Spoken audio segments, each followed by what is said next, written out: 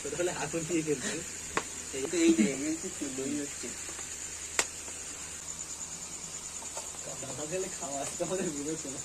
আরে ঠিক আছে, দিয়ে দিয়ে আগে তারপরে মাখাচ্ছি।